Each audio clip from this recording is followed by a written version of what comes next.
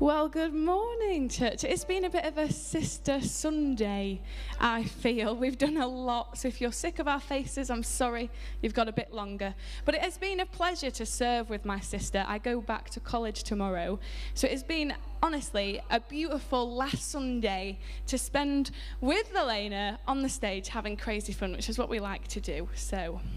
Love it. Love you. Okay, lovely. My preach this morning doesn't really have a title, but if it did, it would be Moving Up. September feels like a fresh beginning, almost like January, just not as cool. And I think it's very fresh. It brings a new vibe. Summer's finished officially. Well, has it finished officially? Yes, mixed here. Everyone's a bit confused. But I think summer's finished. It's colder anyway. I need a jacket on. So summer's finished. And we're going into schools. I go back to college. You might have started a new job. Maybe you just feel like it is a new season in your life. So I'm going to be talking to you about moving up, if that's okay. Lovely. I don't know if you've ever felt like the odd one out in a situation or a party or a group environment. But I have definitely felt that. So when I was 11 or 12, we moved to Solihull. We left Elena behind in Rotherham, and we moved to Solihull, and I didn't know a single person, no one. And I had no friends, and it was a new school, and I was like, I need to look my best, because if I look my best, then I'm going to make so many friends. Everyone's going to want to be my friend because they'll think, wow, she's really coolly dressed, so she must be cool, even though we were all wearing the same thing because it's uniform. But still, I needed to look the best. And so me and Mum, we went around shopping. It was a really cool tie. It was like 5 different colours clip-on, so I don't know how to tie a tie, hence the tie.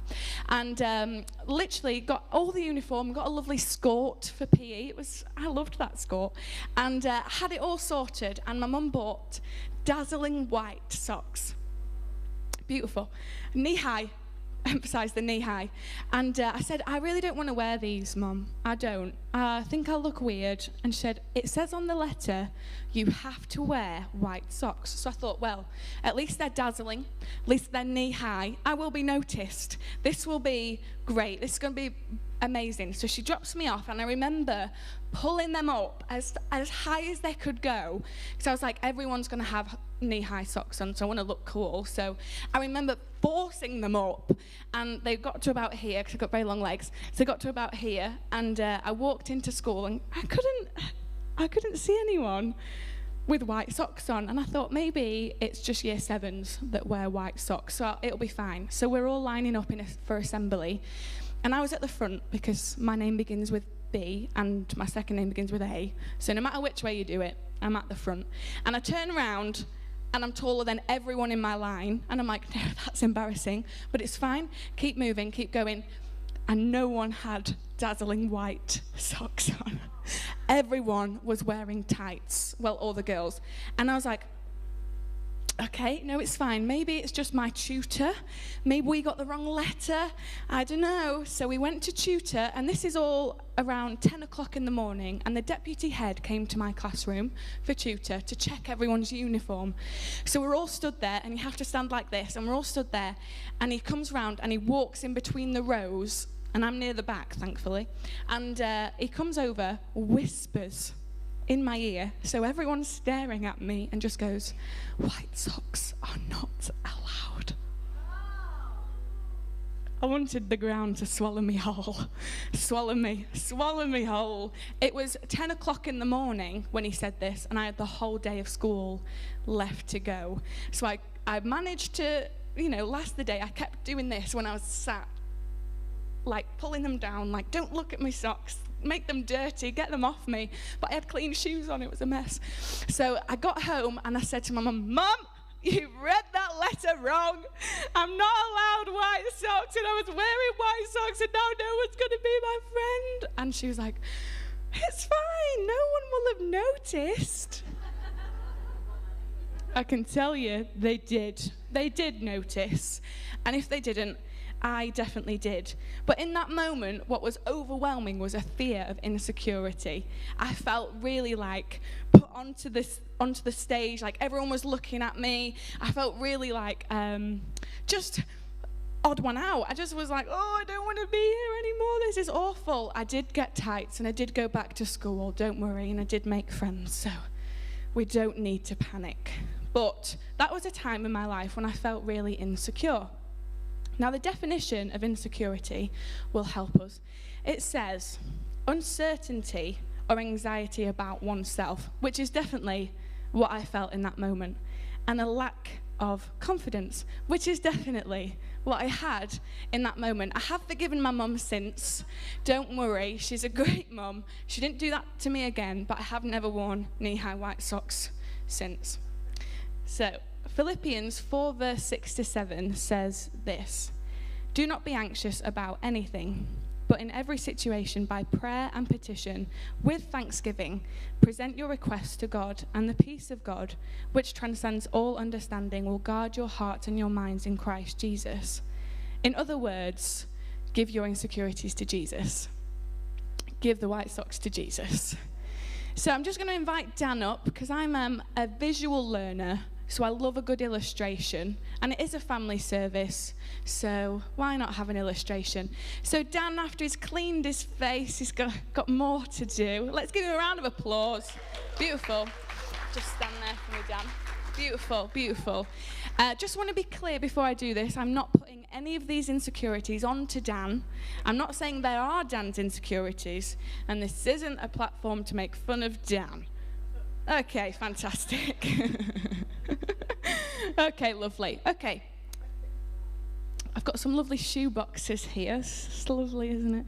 Anyway, so perhaps we go through life and we collect things and we pick up things that we were never meant to pick up. And in that moment, I picked up an insecurity.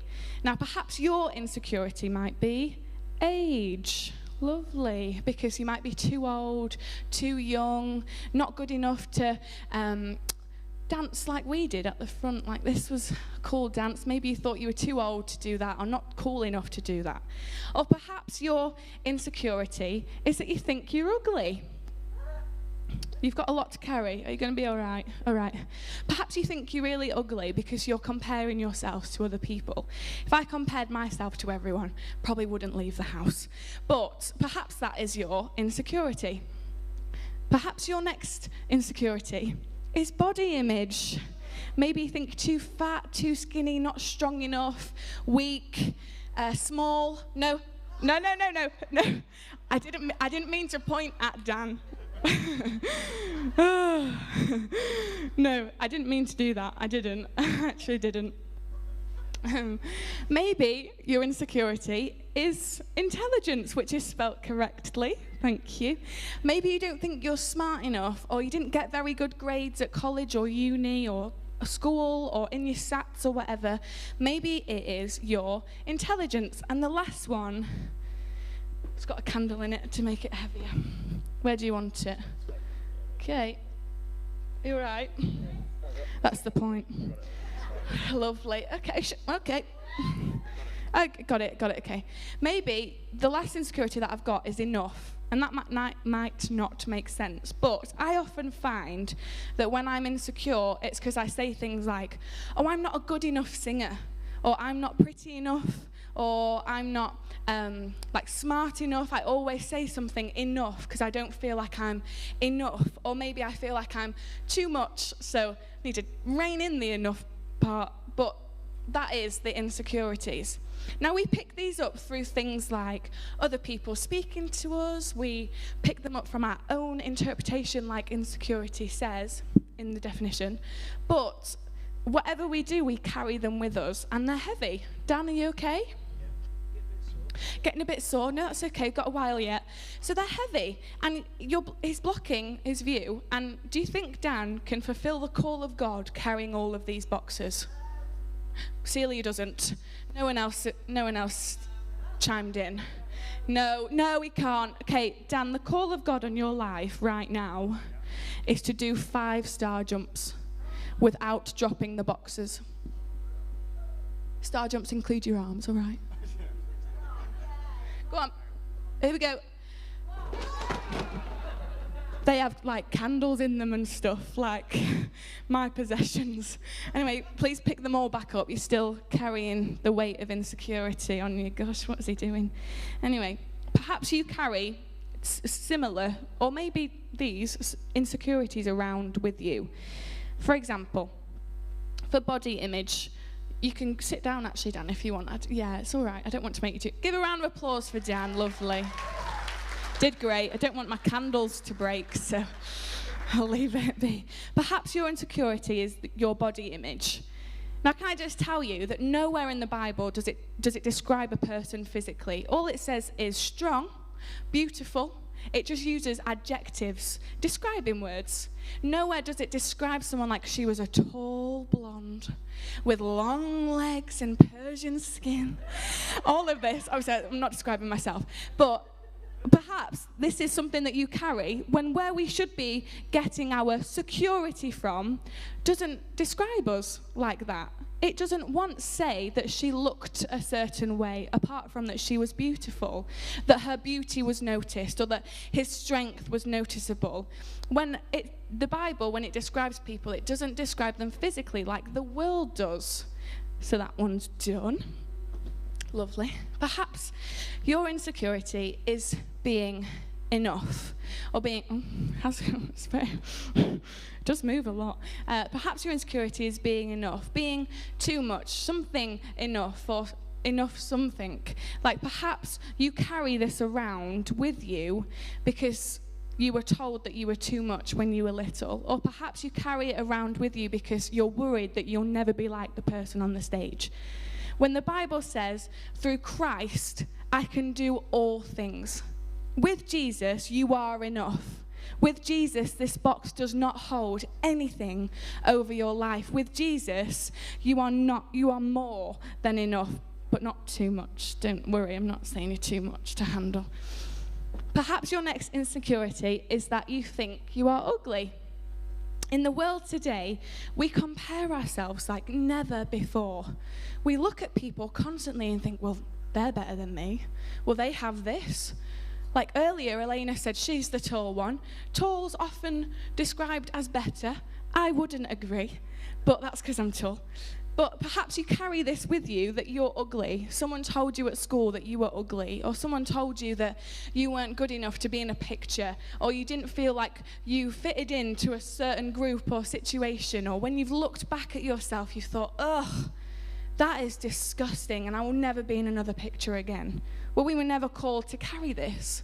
This was never something that the God of creation bestowed onto you. This was never something that Jesus expected for you to carry. If you think you are ugly, the Bible tells us that you are a masterpiece. Not just a masterpiece, but the masterpiece. That God created you.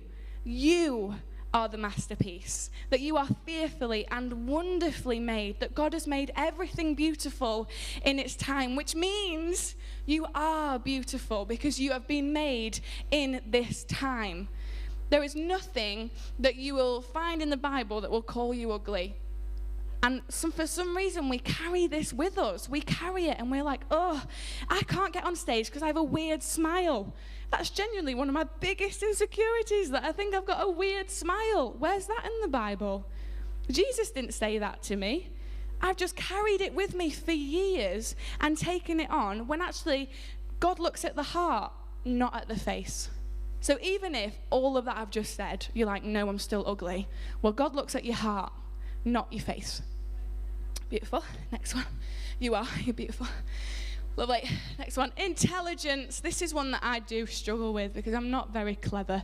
I'm not very smart, but that's okay because God can still use me.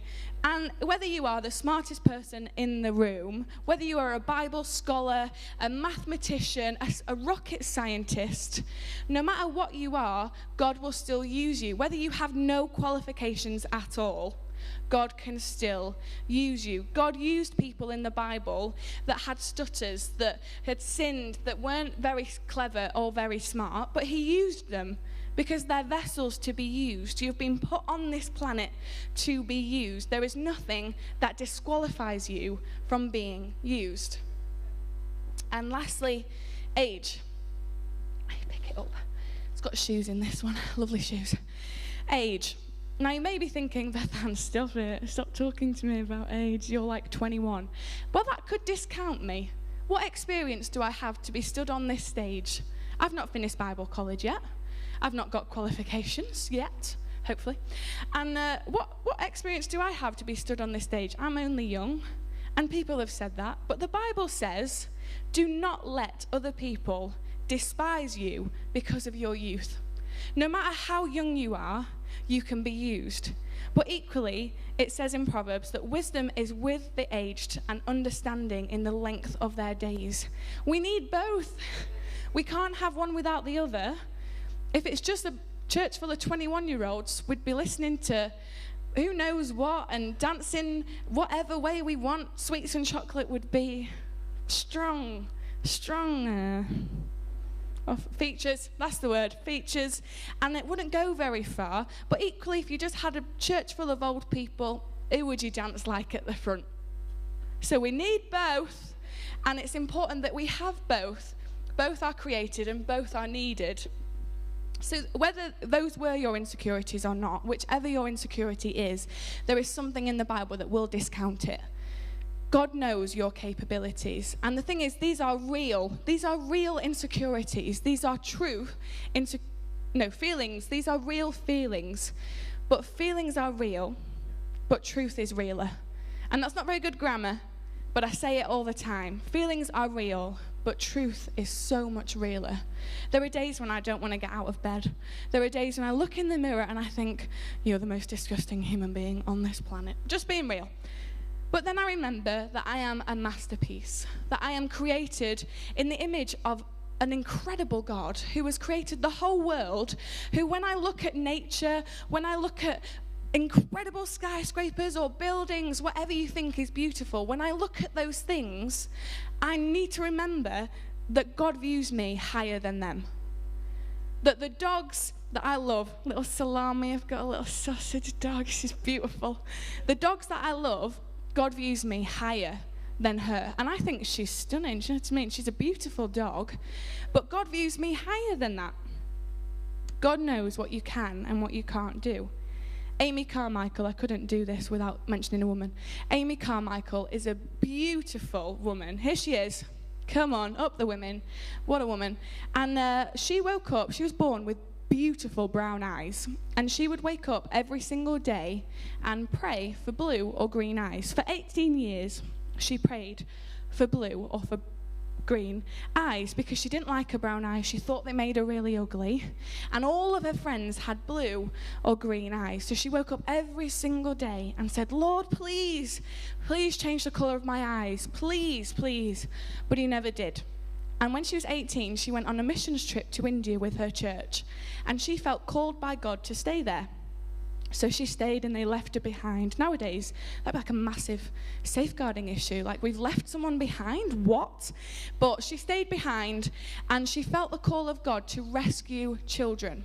So how she did it is she dyed her skin with coffee granules, and she put on a disguise, and she went and bought children that were being sold into either sex slavery or trafficking or like organ trafficking. That's massive in India. And so she went and bought these children and saved them and set them free. And the only way she was able to do that is because she had brown eyes. If she'd have had blue or green, they'd have turned her away and said, no. Who are you? You're not authentic. You're not real. But because she looked Indian, because she looked like she fit in, because God had created her with the purpose of saving children, she was able to do it. Don't despise your own insecurities because they could be used by God to save children. Maybe you think that you're ugly or your body image or that your age or whatever it is holding you back. But the truth is, if she'd have allowed her eyes to hold her back, she would have never saved those children.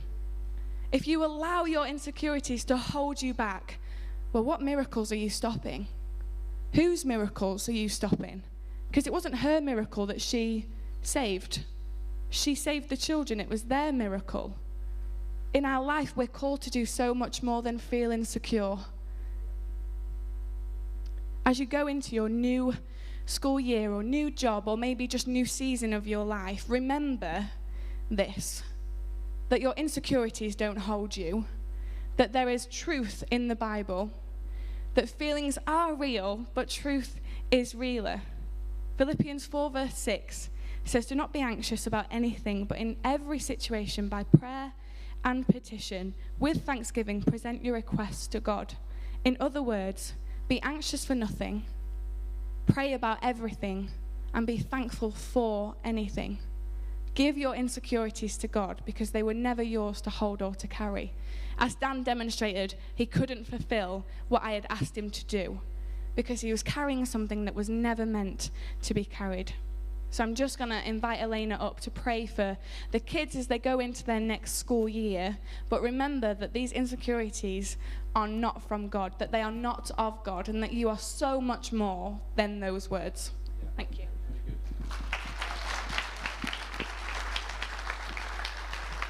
Thank you, Beth Ann. We are going to take some time now to pray for our children and young people and any of our young adults heading into university that are still here and haven't already gone. And we're just going to take some time to pray for them. It's a big deal. Some of our kids are moving up to secondary school.